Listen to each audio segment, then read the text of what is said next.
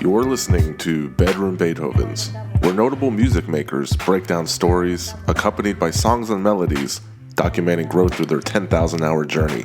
And me? Well, my name is Cello, your host.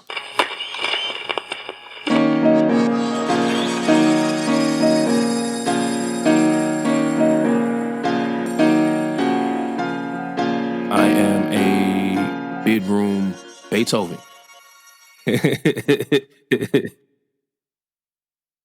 Hey everybody, welcoming you to a funky bad time. Good evening, ladies and gentlemen, and welcome to the Collard Green Lounge. A Chitlin Circuit performer's favorite venue where the food is cheap, the drinks are expensive, and the band don't get paid a dime. Episode 91 of the podcast.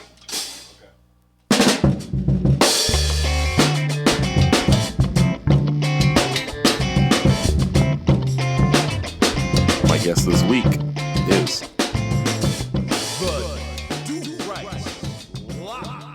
My name is Pablo Martin.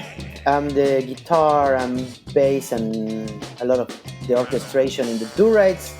I'm known for being the lead guitar in Tom Tom Club, and also I'm a recording engineer. I've been doing this for years. That's how I met Jay. I'm Jay Mumford, probably better known as Jay Zone. I picked up drumming, and besides the Du-Rites, I've in the Lewis, I've played drums for Lord Finesse, Danger Mouse, Pharoah Monch, Michael Kiwanuka, Karen O, and Pablo and I pretty much split the keyboard duties. So if you hear the crazy synths, that's him, and if you hear the weird organ sounds, that's me, and that's that. Well, I'm hoping for a podcast exclusive here, Jay, because I think you want to retire the J Zone name. It's, what's funny about that, man? It's like I got two different perspectives. Well, my vote is for the Ferguler, personally. Oh, no, that.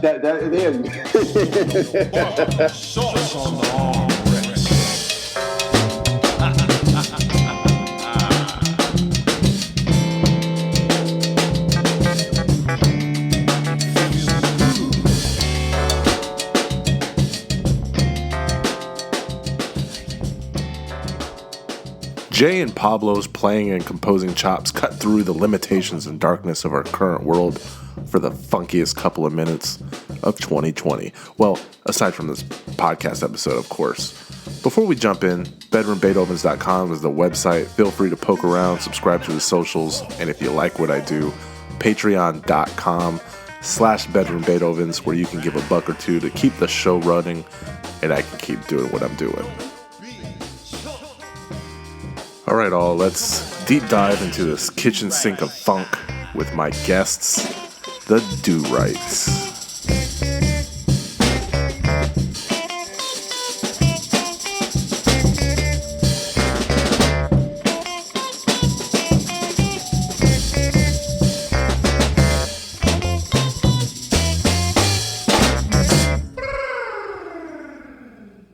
Well, I appreciate you both for being here. Jay, before you joined, I apologize to Pablo for whatever technological frustrations I caused. But I appreciate you guys for being flexible. I had to put back all the $9 coconut water I set out for you guys on the conference table. But other than that.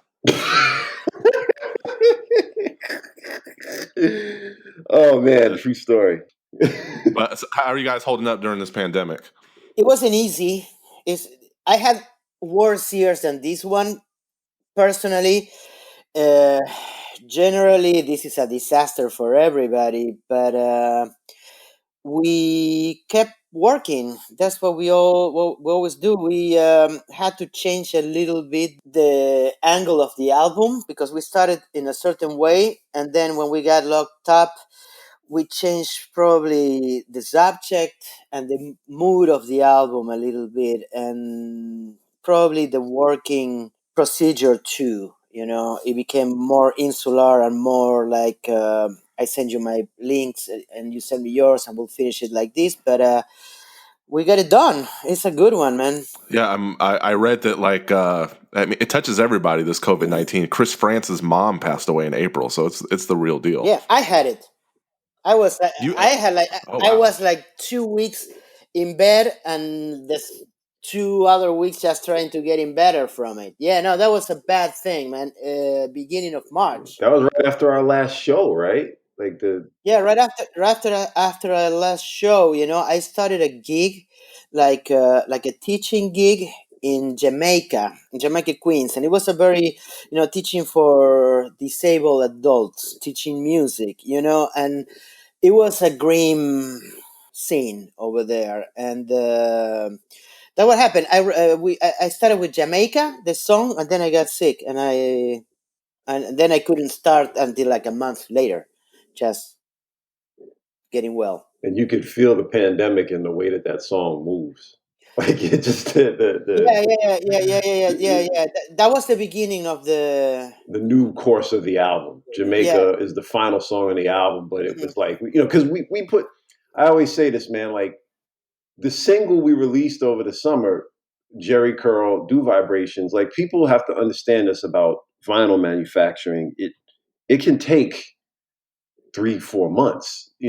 So a lot of times when vinyl comes out, the stuff was from a while ago. Like it's just the production time is. It's not like putting something on DistroKid and uploading it. So what happened was we did those 2 records we did in January back to back. We finished the record, we put it into the plant. Okay, boom, Kobe Bryant dies. Oh shit! And then it's like February's coming along. Boom, all of a sudden you're hearing whisperings of a pandemic, but you're like, and it's like, Wait. But before that, we have the master oh plan. yeah, well and then like early February, like right after we got it in, there was the Apollo lacquer plant burned to a crisp in California, and like there was like this huge thing about the shortage of vinyl lacquers. So we're like, shit, like we do vinyl, and like this might just screw everything up. We got the record in, but we were like, how are we going to move forward? So we have that. We have Kobe. Okay, you're hearing whisperings of a pandemic. Boom, like like March 1st, Yeah, just crazy in like just global. And then you're turning on the news, everything's going up. Boom, Ahmaud Arbery just executed. Then Breonna Taylor executed. You know what I'm saying? Then the COVID, and not every musician who passed was COVID, but I mean like people close to you getting it, relatives, yeah, people passing away. Then boom, the musician death started. yeah, Vaughn Mason, who I spoke to on the phone before, which was pretty hysterical. Vaughn was hysterical, man. But Bounce Rock Skate Roll was like one of my introductions to music. He goes the day later, Bill Withers gone. A week, weeks later, Bohannon gone. And then it's like little by little, one by one by one, and then like people, personal COVID deaths, non-COVID, just death, death. You turn on the news, like the medical, everything, and then we're like, damn. And then, of course, during this time, the pressing plants closed for about 6 weeks because the state of Ohio, where the plant is, had a stay-at-home order. But then you're starting to think, man, we got this record called Jerry Curl, and the B-side is called Do Vibrations, and it's just some fun, lighthearted, instrumental, heavy funk, but lighthearted on the mood. And we got this record in production, and right now, like, you have people on social media like, if how could you make music at a time like this? And it's just like you feel guilty because you're about to just drop something that totally doesn't fit the time. So then the pressing plant reopens for business. They tell us the records are going to come June 5th. Boom, George Floyd.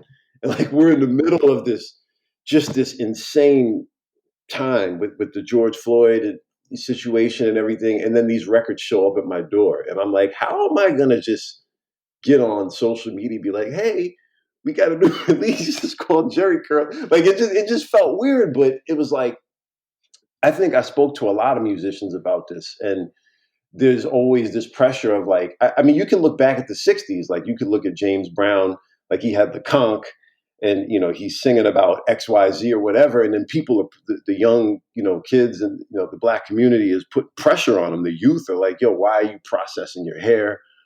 So, he comes out with Say It Loud, I'm black and I'm proud. And, he changes, his thing. He sold, the James Brown stamps and black economics. And then a few years later, the process is back and he's rocking with Nixon. So like these things kind of come you can look through history and, even Miles Davis, you know what I'm saying? Like all the guys started growing in that. So you can see like the times, the zeitgeist usually shapes the music. But in our situation, we had something that we paid money for and we have it here. So we just put it out. But then to our surprise, it was almost like a release. Like people were like, yo, this is dope. And I'm like, really? Like it has nothing to do with the mood of the times. And we made it before all this went down. And people were like, nah. Somebody actually told me, like, sometimes you need a break from your social media feed. Like everything's so heavy, you just want to put on some funky stuff and just jam. And I'm like, wow, it serves a purpose. The music doesn't quote unquote fit. I guess it's kind of like Two Live Crew coming out at the height of the Black consciousness, movement in hip hop. Like you had Native Tongues, Public Enemy, Paris, X Clan, Poor Righteous Teachers, and then you have Poison Clan. You know what I mean? It's kind of like Yeah. everything serves a purpose, Also, I noticed on those days a lot of people start holding their releases, like if they were Lady Gaga. We could not afford to hold a release. Right. Right. And it worked in our favor. Also, I thought it was a mistake for musicians to stop. Yeah, It should have kept going. Because ultimately, the people is looking for music now. they are, and for like you said, like we couldn't afford to. So for a group on our level, like a 7-inch that costs $1,200, like in our world, that money being held up, we just can't do it. And then on top of that, we release Do Vibrations. We submit music for playlists all the time for Spotify, and we just get passed over. We get on the top of the playlist first song because no music came out. Yeah. Like people just stopped releasing music, and then that gave us, it's kind of like a big fish in a small pond. Like that gave us the attention because everybody else relies heavily on touring. So their mindset is, well, we can't social distancing, like we can't do shows, so why even bother releasing music if we can't promote it? But we rarely do shows.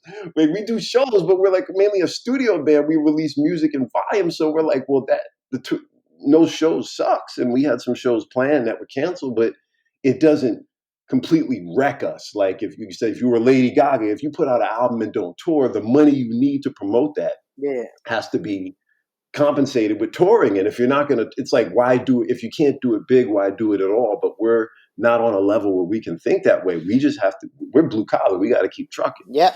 Well, it's kind of how you look at it too, because a celebrity that you left off the list that sadly went away was Ronald Bell. And the last time you and me talked, Jay, you said that you and Pablo went.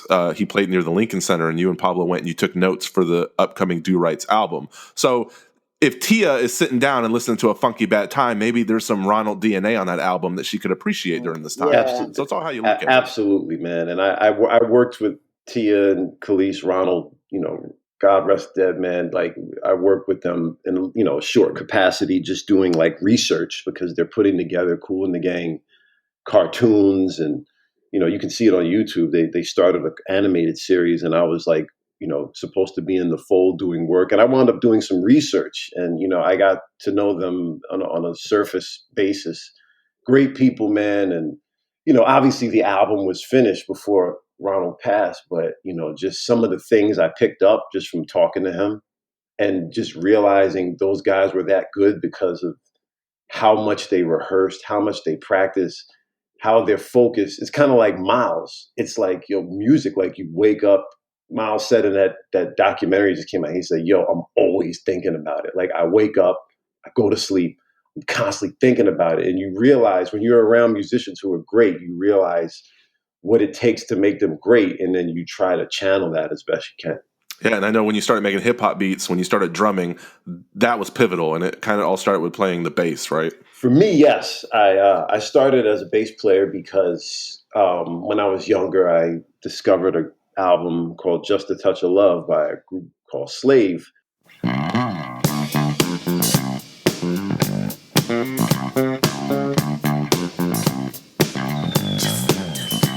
And I always loved that album when I was a real young kid. And when I got old enough to start getting allowance, and I would go with my dad to J&R. My dad was huge on Brazil. He used to go to Brazil 3 times a year. And he was very big into like Milton Nascimento, Jimaya, Isvan, stuff like that. And he used to always go to JNR because they had a huge department for that kind of stuff. And this is around 87, 88. And on a Saturday morning, he just takes, he said, come on, Junior, we going down to JNR. Just a little bit, just a little bit. With just a touch of love. In my mind, just a little bit, just a little bit. You got to keep me high, baby, just a little bit. So we would go, and then by then I would make $20 for like cleaning the apartment, taking out the garbage and stuff. So I'd have a little cash, and I would start looking for records. Now I'm like socially isolated and going to school in Westchester, so I really like Run DMC and all that ain't even on my radar. So I just start looking through the records, and I see a Slave record called Hardness of the World. And I'm like, hey, this is Slave. Like, my mother has one of their records, and the record was $3. And I turned it over and looked at the back, and they had the individual snapshots of all 10 guys. And I'm like, these are the baddest dudes in the world.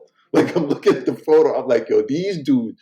And Mark Adams, the bass player, he had on some red leather pants, knee-high boots. He had an Albemic wooden bass, and he's like slapping with his thumb, and he's got this scowl on his face. And I'm like, yo, this dude is mean. Like, this is who I want to be. This guy right here. When I took the record home, he sounded like he looked. Like, he's the funkiest bass player I ever heard in my life. And I just said, I was in like the school band. I think I was playing trombone at the time. You know, trombone, like band practice 7:30 in the morning. Like, if you don't drain the spit valve, like you put the mouthpiece up, and the smell of the mouthpiece and the spit. You're playing Blue Rock or Stars and Stripes Forever. You're playing something on the trombone. You're like, yo, this is whack. And it's like, yo, I want to play the bass. And I got like a bass from the Sears catalog. And then I would come home and practice like 4 hours a day. And I was self-taught. So I did that for, years. I played in jazz band, orchestra. And when I couldn't find 9 other guys to start my own version of Slave, I went into hip hop. I was like, well, I could make something funky on my own. So that's kind of what happened. But it started with the bass, definitely. And Pablo started off as a bassist as well. Yeah, I started as a bass player back in Argentina, more like a punk rock, post-punk kind of thing. I always had picked up the guitar and do it just to fill seats that I didn't have at that point.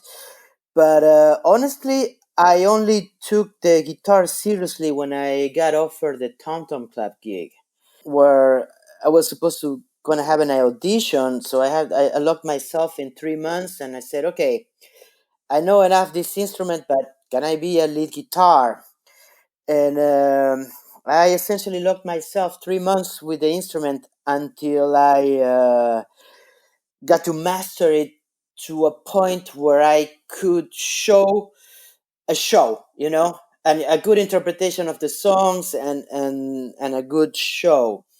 And I was very uncomfortable with the guitar for a while, but now it's becoming the main thing, and which is weird for me because I always see myself as a bass player.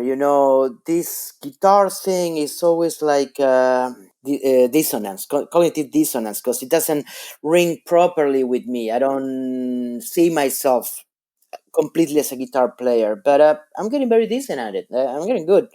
I have just had to accept it, and also always for some reason the gigs came for guitar, which is also very atypical because guitar players, man, they are like dime a dozen. You can get them everywhere. So it's hard, but that's I had to train myself to be one because that's where the gigs were coming from. So here I am. But the journey to come to the U.S. professionally, it started with Sergio from Los Fabuloso No, Cadillacs. no, no, no. I came over here. I was done with Buenos Aires for a long time. Sergio is my friend from childhood. He's my brother, so we still are. And we're still working together. No, I came over here to do audio engineering. I wanted to be in New York and be a recording engineer. I was younger, starting to see that this music thing, you might want to need to have another outlet in order to survive.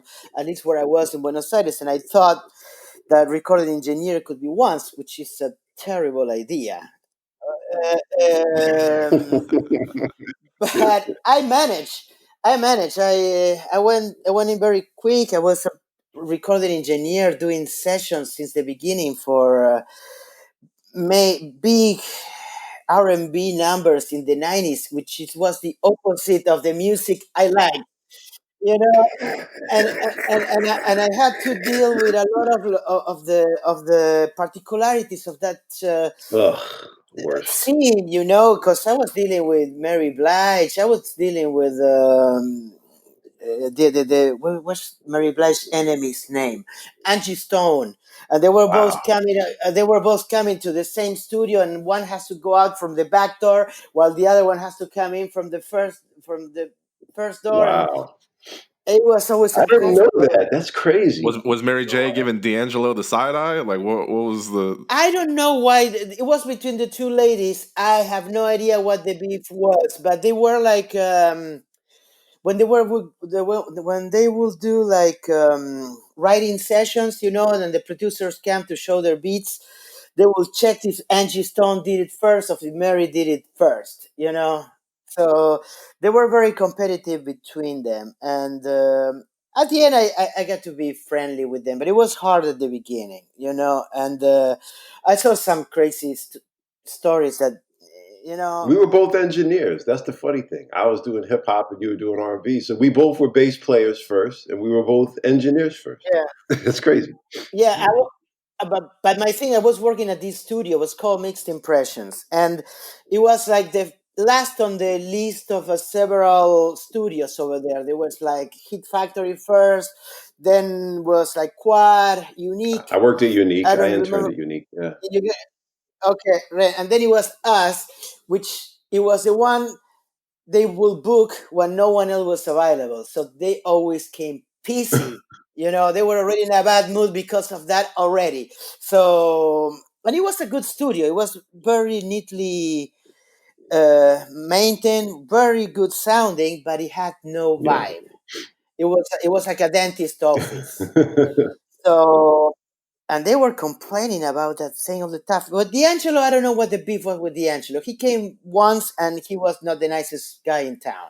Yeah, I'm fascinated when we start humanizing celebrities. I know there's this album that meant a lot to you, Pablo. It Yes. was a 25-year-old Elvis Costello produced an album with a bunch of UK punks in 1979 called The Specials. Oh yeah. Now, but the reason why that album didn't do as well commercially as it should have is because Elvis got drunk in a bar and called Ray Charles and James Brown the N-word. Oh, I Wow. didn't know that. The crazy 70s. The Wow. crazy That 70s. that special album is in my top 10.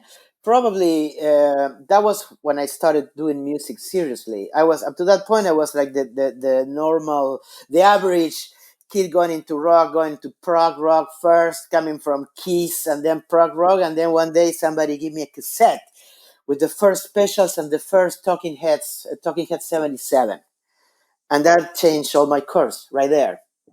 Wow. Yeah, but the less I know about the people and their viewpoints and their political affiliations, I rather not even know about it, Yeah, yeah, yeah. It is Don't called. meet your heroes, they say. Yeah. Yeah, but I don't want. At this point, I don't want you. I don't care about.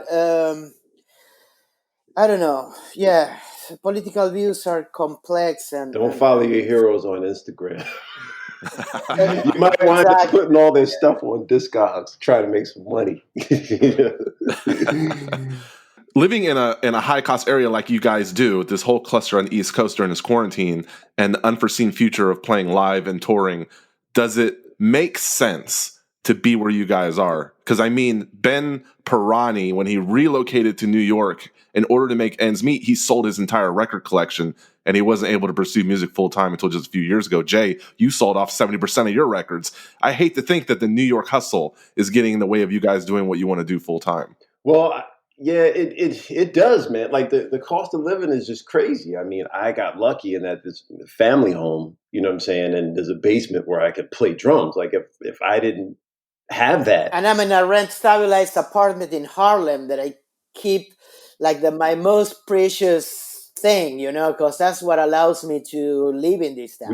we lucked out. Like plain and simple, we lucked out because we both play in other bands and stuff, and it's kind of like, bandmates are going through it. Like they come here to do music, and then there's no gigs or whatever. So like, I mean, we all have to sacrifice. Like nobody has it easy here, but it's like everybody. There's different levels. You know what I mean? Like some people just it's a harder time. Like I have roots in New York. Like I'm rooted here. I'm from here.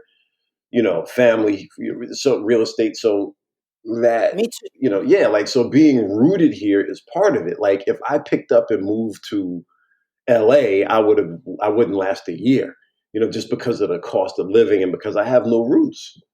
My family's been on this block for 50, over 50 years. So it's like I have, I'm a New Yorker and, so that works to my advantage. But yeah, like even then, like in order for me to start doing what I was doing with drums, I sold most of my record collection. I have an MPC 2000 right here I'm trying to sell. Like, this stuff, it's like you can't really. I have the space to hoard stuff, but I can't hoard stuff because that's what it is. Like musicians are selling gear all the time. It's just like you got to survive first, and then you wind up. Then you realize like all this fancy gear, you just need what you need to get the job done. And I think that's kind of like the theme behind Can't Buy Groove, which is like the first single, whatever from the new album. It's kind of like you know you after a while, like your personality on your instrument or whatever you do has to get you by, and you can't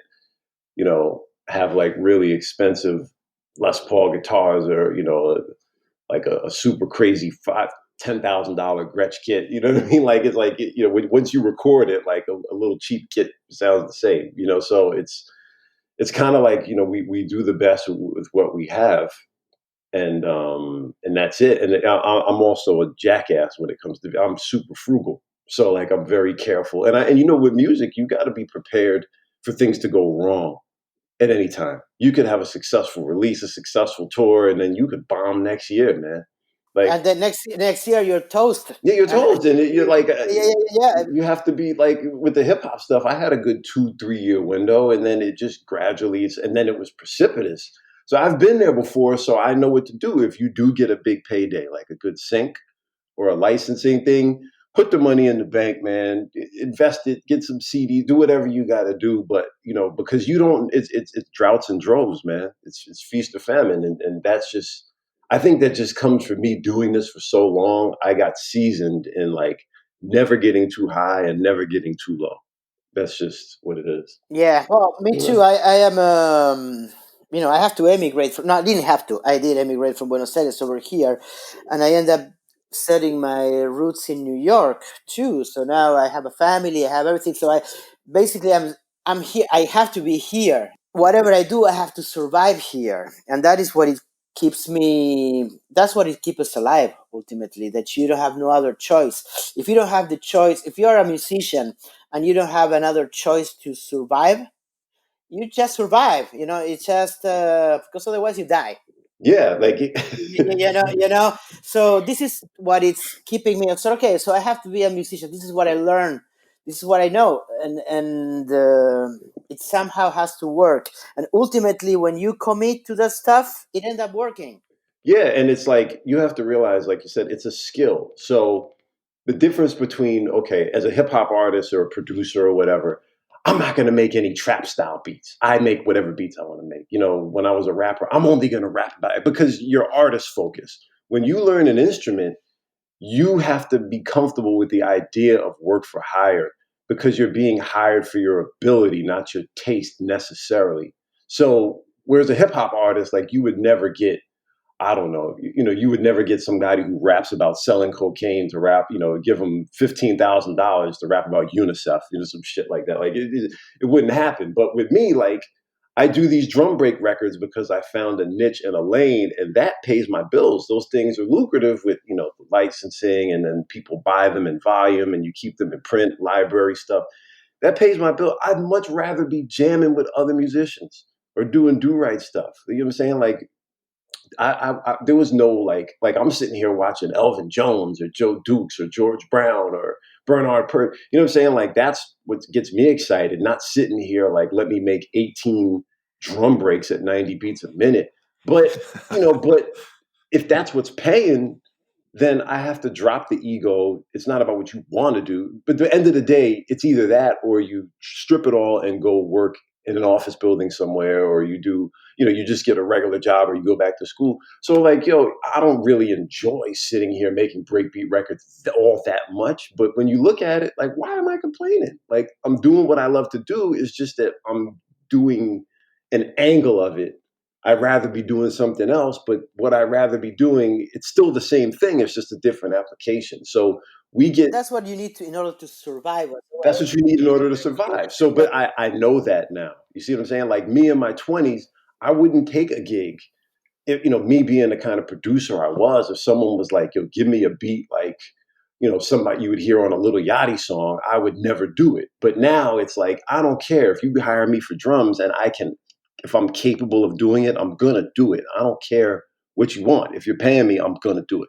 And there's a shift in mentality that comes with going from artist base to musician base, and then B, just getting older. Like bills don't discriminate; they keep coming. Even in the pandemic, the bills keep coming. So it's like if you feel like I can do the job, and you're reaching out to me, and you're going to pay me, I'm going to do it. And like that's just an attitude that comes with getting older. That younger musicians, like, we have integrity, but then there's a certain point where it's like, if you're paying me to do my skill, then how am I going to sit up here? I don't have the privilege to sit up here and be like, no, I'm not going to I'm tired of doing drum break records. I want to do like, if I'm a drummer, then, and that's what's making me the money, then I got to do that because that's what allows me to do Do-Rites and not be totally stressed out.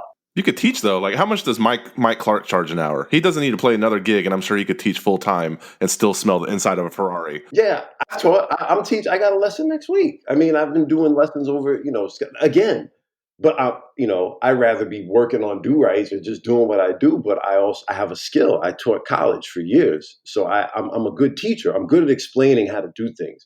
So people who want to study with me, they're not studying with me to play like Brand X. You know what I'm saying? Like, they're studying with me to do what I want to do. And when you realize that I have a certain lane and they want to learn more about it, I'm good at teaching and motivating. You know what I'm saying? So like, I've added teaching. Like I said, I'm always going to be a writer. So, Kool and the Gang. Like, I'd love to play drums in Kool and the Gang. That ain't going to happen. But you can do research, for some stuff that's Kool and the Gang related. Perfect. I'm a good writer.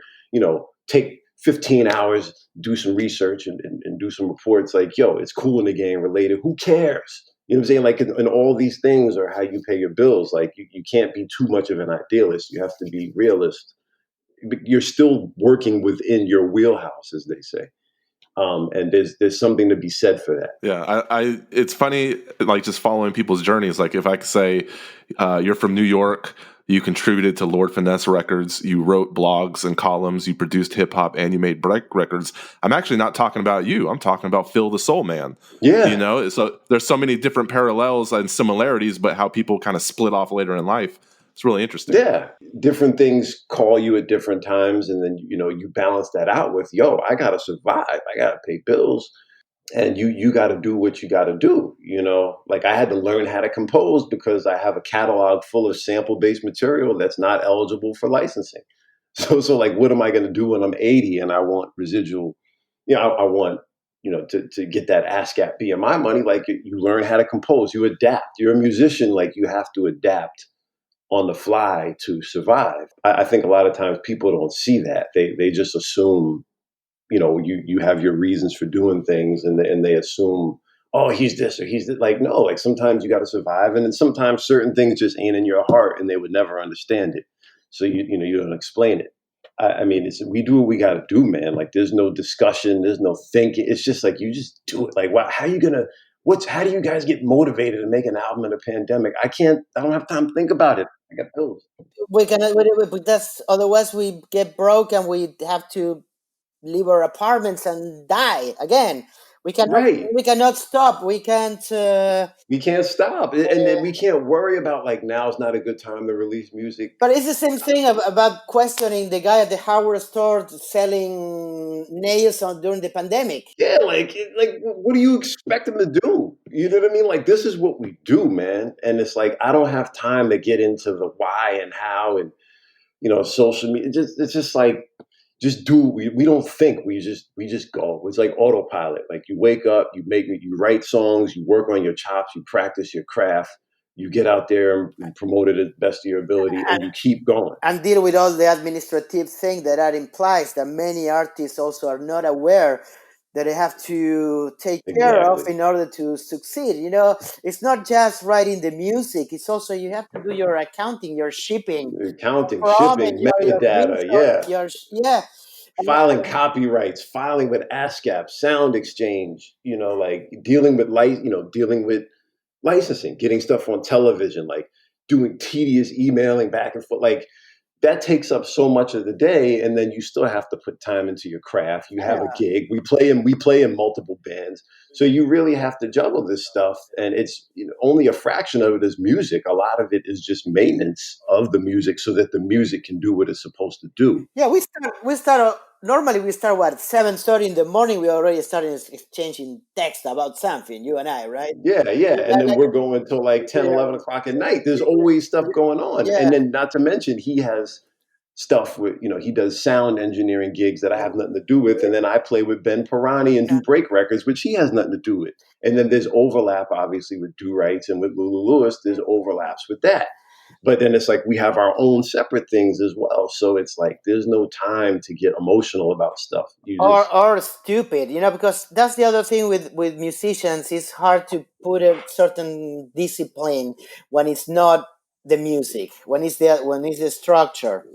And well, Jay was always very structured. I wasn't, but I'm learning how to proceed in that environment, and it's been useful for me by a lot. All the yeah, you have to. So what was a unstructured Pablo like when you're playing in The Cut or Mimi Locos or any of those post-punk bands like back in the 80s, like when you were like younger and maybe it's funny because those bands are now cult in Argentina.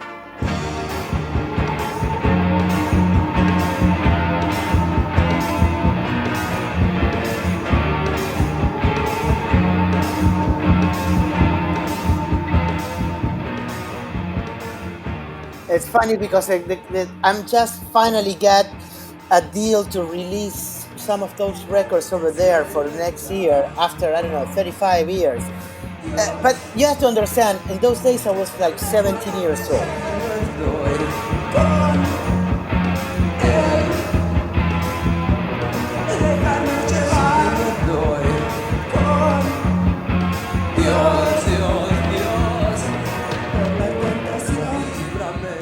So I thought I was an adult. I thought I knew all this stuff, but ultimately I didn't know shit.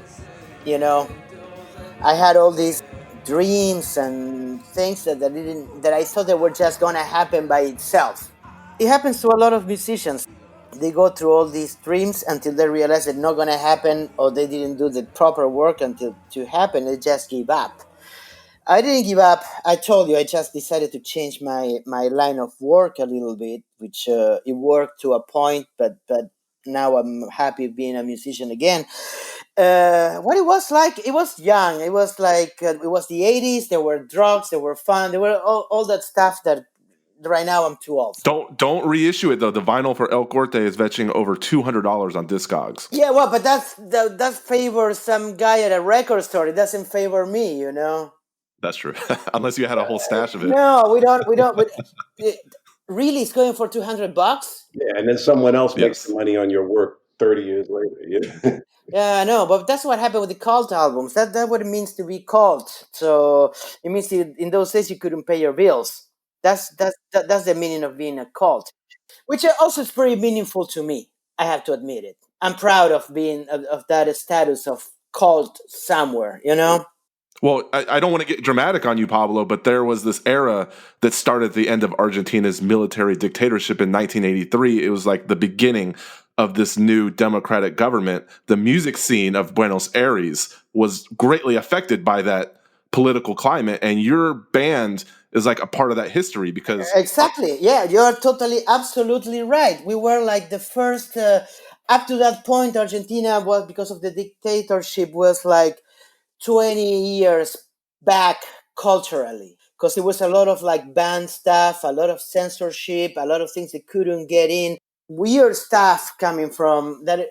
Unfortunately, was instigated by Henry Kissinger over here, just with the sole purpose of keep socialism and communism out of Latin America.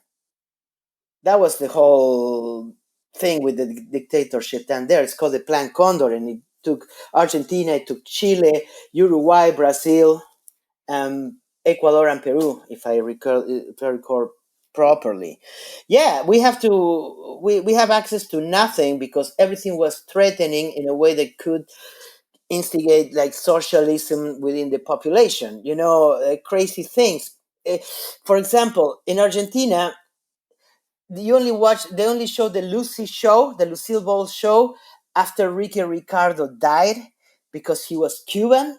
There's crazy stuff like that. So then we have to catch up. My bands, Los Cadillacs, who became like mega stars all over, we were part of starting the whole Latin American wave of. It was more like catching up initially, with what happened throughout the world, but we managed to do something with it. As the Du-Rites is a love letter on greasy chicken napkins, your other band, the Beeps, however, will have you drinking 3 olive martinis until closing time. It's funny because the Beeps and the Du-Rites, in the way that I tend to write music, is essentially the same. I love the first album from the Beeps. The second, I don't dig it that much. It was a little bit of a frustrating experience to me. Which one got the Grammy nomination, the first or the second one? The first one. Okay. Well, that's an easy thing to get. But well, what people don't realize is punk embodies a lot of the same spirit as soul and funk. It's about people's hopes and dreams, love and loss. Punk is kind of the same thing, so it's not really that big of a departure. It's an attitude, and it's not a departure for me. And it's the music that I listen while I'm writing the funk albums. Because it doesn't work for me to listen to funk music when I'm writing a funk album, because I don't feel that I can compete to that. So I need to get my inspiration in different music. I cannot listen to Funkadelic or James Brown when I'm writing funk, because I try to not to repeat stuff. Everything is done way too many times, and it's hard to find a new outlets in a genre like funk. But I approach my thing as like I'm the first time that it's the first time it's done, even if it's not. I try to keep my inspirations from a non common place. I try to not to play blues or gospel when I write funk, because I think it gives a very thing that's very done many times. I use a lot of reggae and a lot of Latin in my funk compositions, and I'm starting to use jazz. Even I'm not really a jazz musician, but since Jay is going to that route, I found my way to ultimately faking it, and pretty good for what the Do-Rites are. So yeah, I love the essence of punk rock and everything. It works. It works because it makes the music to be gritty. It have the grit and the grease that we need, because it's not happening much in this niche anymore. But not to overlook the Tom Tom Club, but their self-titled album, you credit it with saving your life. And it's funny because David Byrne from Talking Heads hated the album. He was pissed off that it went gold. But so how do you credit that with saving your life? When I was a kid, I learned playing bass over the Talking Heads and Tom Tom albums. And they came in a moment where I was about to give up music. You have to understand, this was like between 2008 and 2010. In 2008, I was a relatively successful mastering engineer working for CD releases. By the end of 2009, there were no more CD releases. The whole industry was gone. Okay, that died. And then music, it was an option, but there's nothing guaranteed on music. So when the offer of Tom Tom came, it was what it kept me ultimately being a musician, and it was to for the 30 years of that album, for the first Tom Tom album, which is a classic. I was about to retire, and then the next year I was touring the world with all the heroes of my childhood. And what I find cool too is like with the Du-Rites, you guys' relationship began by just casually jamming, and the chemistry kind of came afterwards. So it was actually what I find really interesting is Dylan decided to start a band in her 40s, where Jay, you would fill in for drums, and the chemistry started taking shape there, which led to more Do-Right stuff. So it's crazy because you're reinventing yourself as a drummer in your 30s. It's kind of like Dylan fronting a band in her 40s. There's a common theme of never being too old to start something new. Well, you know what? I have to say that the only reason there is a problem of being old and starting a project like this is because record labels and companies and PR and promotions, they're already writing you off their demographic. But ultimately, if you want to start a project seriously and you're 40, you're in a good place because you're already lived the worst stuff. So you're clear minded to do something really good and to commit ultimately, because music is commitment. Yeah, you don't make the same mistakes. I wouldn't make the same mistakes I made in the hip hop career, and I knew not.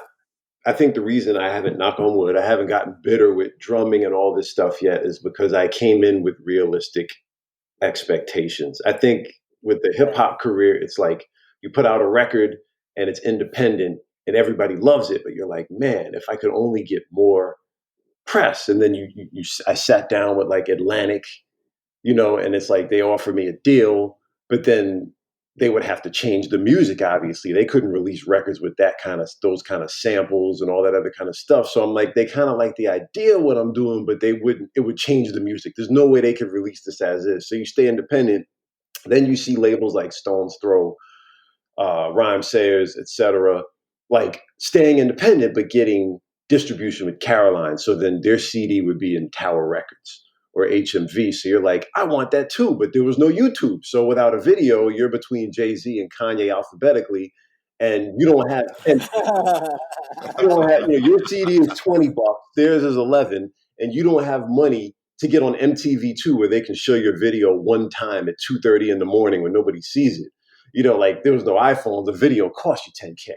So it's like, you wind up being a guppy in the ocean. You just get swallowed alive. And I think for me being able to make the switch, I went through all that and I learned to just appreciate. If I had just appreciated every hip hop album I did for what it was and not, the next one got to do better.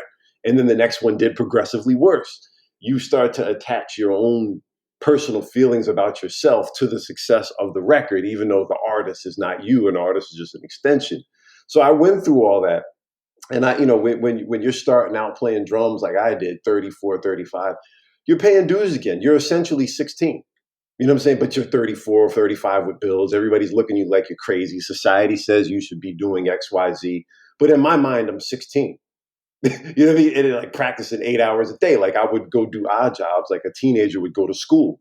And then, I would spend the rest of the day practicing. And you kind of have to be you have to have this irrational belief in yourself. Kind of like how Master P was just like when he came out, he was just totally larger than life regardless of whatever. Dolomite, like you watch the Dolomite movie with Eddie Murphy, like just the raggedy beginnings where nobody believed in him, and he had the raggedy tape deck behind him in a nightclub. He's recording to press a record. People are like, what do you have to just have this irrational belief, and you have to be totally cool with, if I fall on my face, my life would be a disaster. Once you can accept that, then the rest of it just works itself out. And Yeah, I think, very good. I think being in, it's just funny. Like I started out doing the break records and I never played drums live until about 4 years in. And my first gig ever playing drums in front of people was me and Questlove split a drum chair at Mobile Mondays. And I was playing when nobody was there. And people started coming in, like over the DJs. DJs would play records and I was just playing on top. Soon as Quest got there, it's Questlove. You got to get off the drum set, boy. So I played tambourine the whole night while he played drums. And you see video of me, and I'm like Jack Ashford up there just playing a tambourine, and he's playing all the drums. And then when he left, everybody left, and then I just started playing drums in front of like 5 people. So it was kind of like, who on their first drum gig plays behind Questlove? It almost felt like I didn't earn that. You know what I mean? Like it was too big for my britches. Like my first gig playing. Only reason it happened was because it was Just Blaze's birthday, and he's friends with both of us. So he took the 2 drummers he knew and put them on a chair. And I know we know each other, Quest and everything, but it's like Questlove is Questlove, and I've never played live, and I've been playing for 4 years.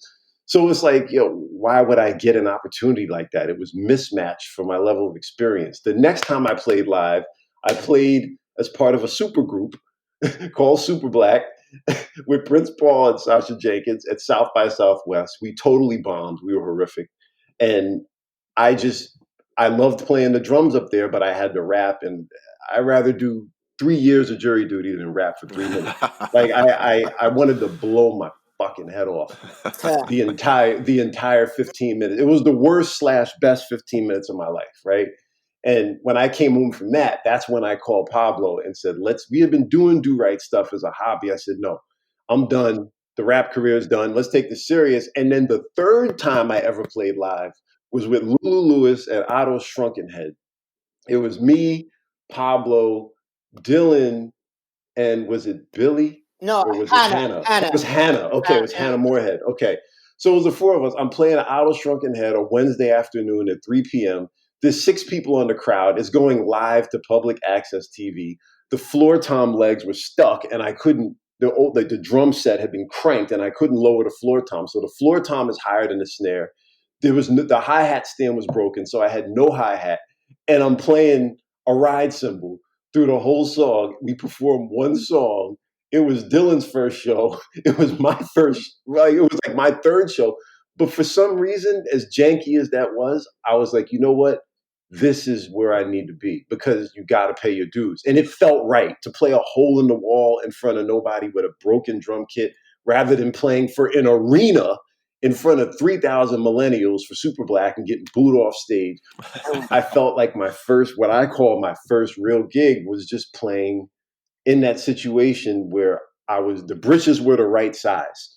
The funny thing about that, though, is at that time we were like jamming with Billy and you and Walter, and when you left over there, we said, okay, that's it. This kid is gone. We're gonna have to look for some other drummer to do our thing, because he's gonna start doing this gig, and we're gonna see him over again.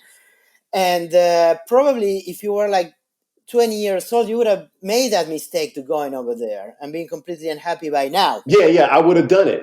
I would have done it because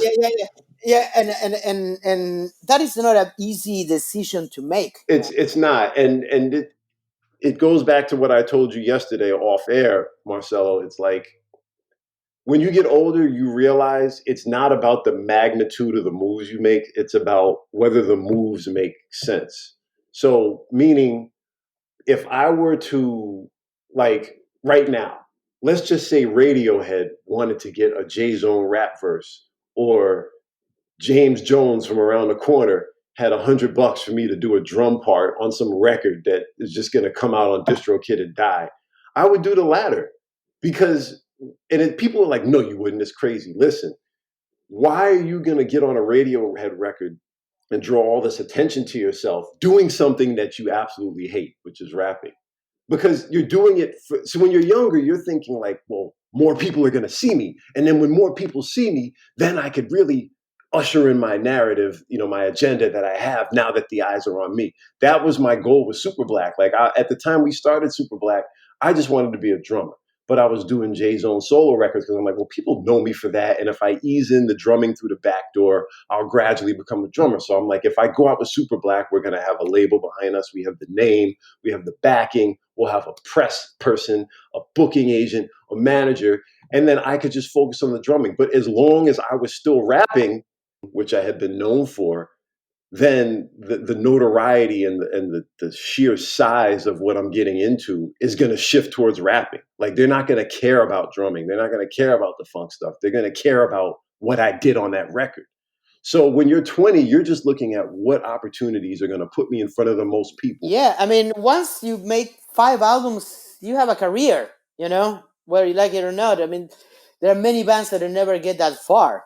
Tell people about album number 5. The floor is yours. Funky Bad Time. Well, as we said before, we wanted to do in the beginning, it was going to be like a little jazzier, more complex, but very mean but happy. And now it's a little bit more, it's a darker album. It's mellower in certain ways. We almost have gotten rid of all the interludes and all that stuff, and it's just music. I guess it's a progression from Gamma Ray. Yeah, I think we did a couple of songs before all this went down. Like we did a couple of songs, 3 songs on the album were made in 2019. And Hot and Psycho, Mad Dog, and Arnold. And Hot and Psycho in particular, it sounds more like an older Du-Rites thing, like with the Brom and Fred character and tongue-in-cheek kind of humor. And then, even the sound, I just feel like even the stuff with no commentary on it, the purely instrumental stuff, if you listen to something like Jungle or San Remo Affair or Jamaica, like those were created in the height of the pandemic. Like I'm talking about like death on the news 24/7. Like I live in Jamaica, Queens. My zip code was probably the 8th worst zip code in the whole city. Yo, ambulances all night long. There's a lot of elderly people. Yeah, at San Remo, I wrote it. I was sick. That's the only thing I could write when I was sick. It was a San Remo, and it was a joke to myself because I wanted to make it like the sequel for Gamma Yeah, Ray. So cinematic. that's Yeah. that was the and I recorded outside my room with like the cheapest instrument, with my totally B stuff. I mean, my main stuff is cheap, but B stuff, you don't even know what it is. It's just done electro quality. Like Jungle was something that perplexed Pablo because of all the changes and the weird rhythmic accents. But I kind of wanted to do something chaotic like that, where there's actually a drum solo at the end, like a. I don't really do drum solos. Like funk has breaks, but not solos. But where I'm playing around with the time and stuff like that, and it was just the chaos of the time, like just the chaos with everything going on, and it just found its way. It's natural. Like we didn't have to say, "Hey, let's make a album that reflects the times." It's just our mood. Like you're stuck in the house, you don't know where your next dime is coming from. People, you're worrying about your people, elderly people, your friends and family and bandmates. You're worried about everything, and then your music just naturally goes that way. And I think the most of the album, especially the part that was made March through May, was really turbulent in sound, and then it got a little lighter again at the end.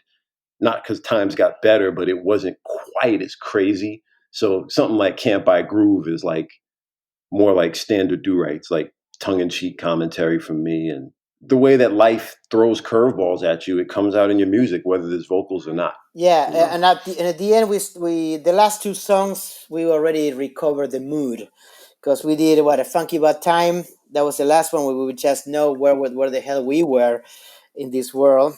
And Come By Groove, right? That was the very last one. We did. Done and Dusted was the last one. Okay, yeah. And Done and Dusted was kind of an accident, just an accident. Like, how would rehearsal sound like if we weren't in a pandemic? You can't play 5 instruments at once.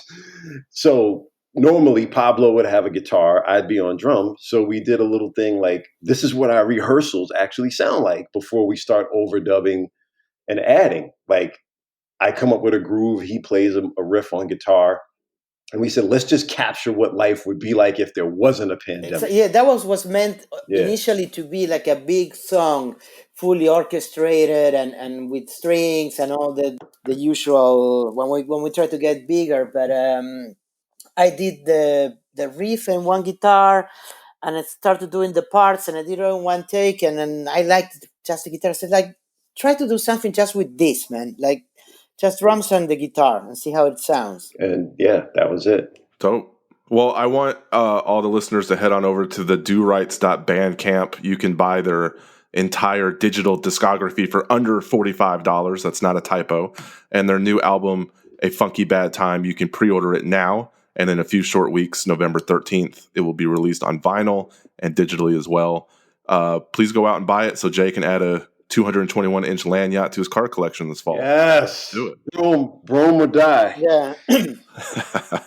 And I don't want a George Brown situation where I want something signed and I don't have a Sharpie, Jay. So maybe come November, maybe I can get the vinyl signed from you guys. Yeah, absolutely. Yeah. Yeah, I'm looking at my George Brown signed First Cool and Ronald Bell signed First Cool in the Gang album. All right, guys. I think that's the finish line. I appreciate you guys being here. And Jay, this is your second visit here, so I really, really appreciate it. And yeah, thank you so much. Thank you, man. Thank you. For having us. No doubt.